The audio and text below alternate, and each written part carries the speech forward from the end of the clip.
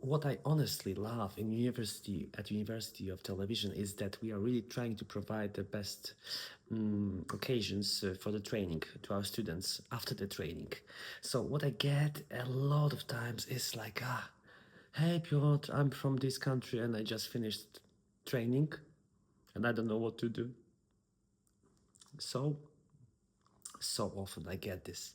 Obviously, we don't know what to do after the training if we are not provided with information what to do. It's not about the training. The training is a waste of money if you don't put your hands on the LSM via LSM Legacy, Simply Life, Grass Valley, Everts, whatever, just after the training. You have to do that right away. And the biggest problem with the trainings is the trainings ends and it's over. And we don't know what to do. What we try to do at the University of Television, obviously we have limited resources. Yeah, we are still a small company. Hopefully we'll be big with the investors maybe, but we're trying to provide students the opportunity to learn and to train on a real broadcast systems. For now, for this autumn, I picked two students, and they'll be just with us during our broadcasts, being shadowing. So this Thursday, in 2 weeks, one student will just come over to Kielce, Poland. Kielce or Katowice, I don't care. Sorry, it's south.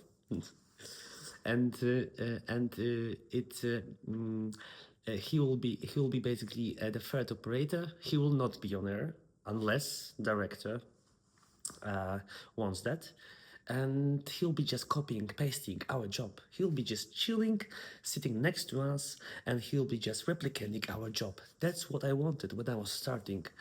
And I think that's what most people want: shadowing opportunities. We cannot afford, and we cannot promise that every student will have it, but some of them will have.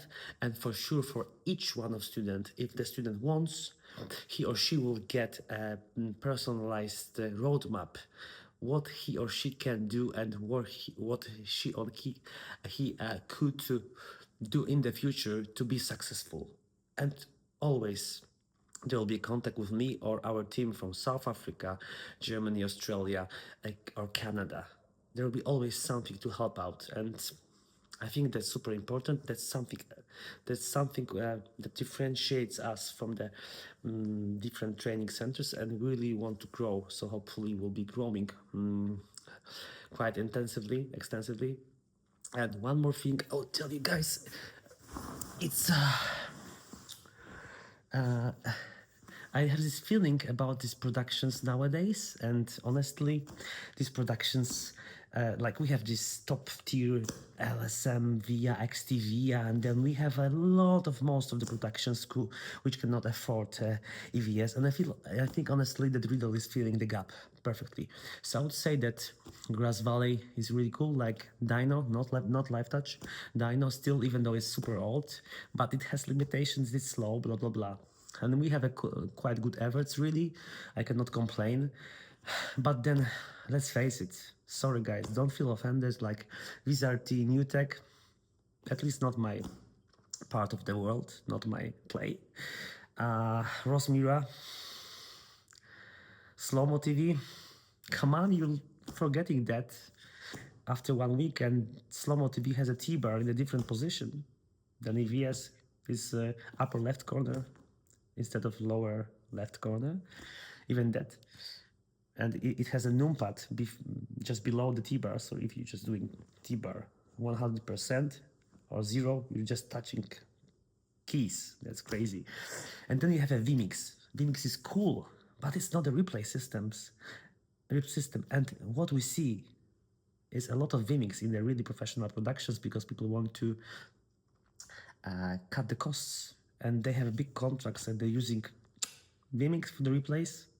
Come on, vMix is not for the professional replay. It's really cool software, but it has a lot of limitations and lags on there also with the decklink cards. So I think that Simply Life, honestly, to my mind, is filling perfectly the gap between the super expensive XTVIA and then just in the tier 2. So it can really compete, and I think it's really cool, and even cooler right now than other systems. But obviously it's not XTVI, yeah? It has limitations, and I think we're going to that direction. We'll be cutting costs, and we can say, no, we don't want, it's not bad, it's not good, blah, blah, blah, blah, blah. Producers and guys in the finances will be cutting costs, and they always say that they want other systems, and I would like that not to be only the cheapest systems, and not only Vmix. I would like that to be simply live, honestly. And probably my American counterparts will say Everts. Yeah, it's also cool. But it's just my feeling that we are cutting costs, and whatever we say, we'll have a lot of productions with lower tier replay systems. And we have to make sure that these are not the lowest tier, because we have plenty of opportunities in the market right now. So guys, have a wonderful time, and don't forget to check our Broadcast Academy for nice VODs and manuals, yeah?